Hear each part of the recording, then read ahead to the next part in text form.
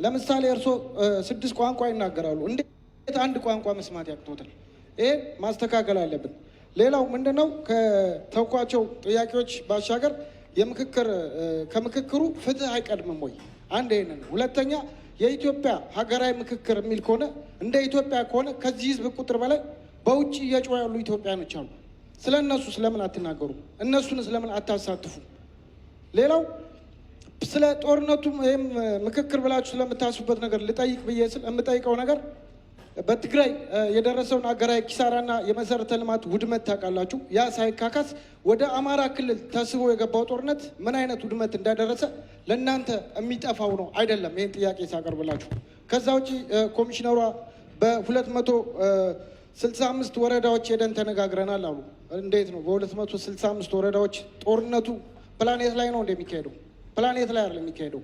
በዚህ አጋጣሚ በሀገሪቱ እየተካሄደ ባለው ውጊያ በአሁኑ ሰዓት ትላንትና አይታችኋል። በጋሸና የአማራ ፋኖ ለኢንተርናሽናል ሬድ ክሮስ ቁስለኞችን ሲያስረክብ የተማረኩትን ሲመግብ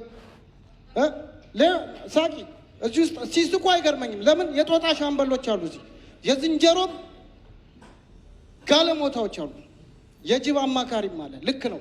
የዱር አራዊት ተመካክሮ በሚኖርበት ሰዓት በጣም የምናሳፍር ስለሆነ ነው። ስለዚህ እኔ የአማራ ማህበር በበርሚንግሃም ሊቀመንበር ነኝ። ፍጹም እባላለሁ። ስቶፕ አማራ ጄኖሳይድ! ስቶፕ አማራ ጄኖሳይድ! አብይ አህመድ ኢዝ ዘ ክሪሚናል! አብይ አህመድ ኢዝ ዘ ክሪሚናል! ስቶፕ አማራ ጄኖሳይድ! በመፈክር የሀገራችን ችግር የሚፈታ ቢሆን ኖሮ በሶሻሊዝም ዘመን በጣም ይፈታ ነበረ።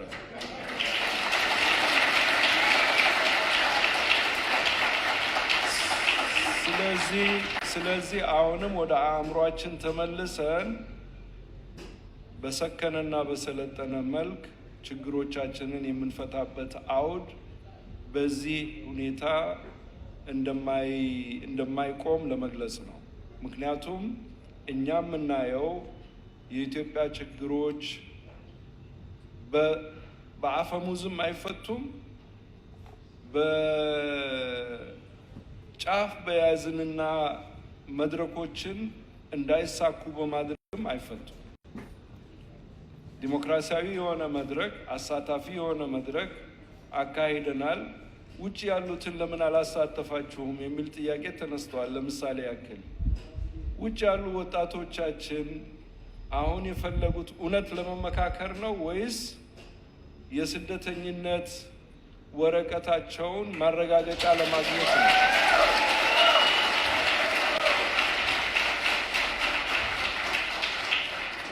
ስለሆነም ያኛው ቦታው እዚህ አይመስለኝም፣ ሌላ ሰፈር ነው።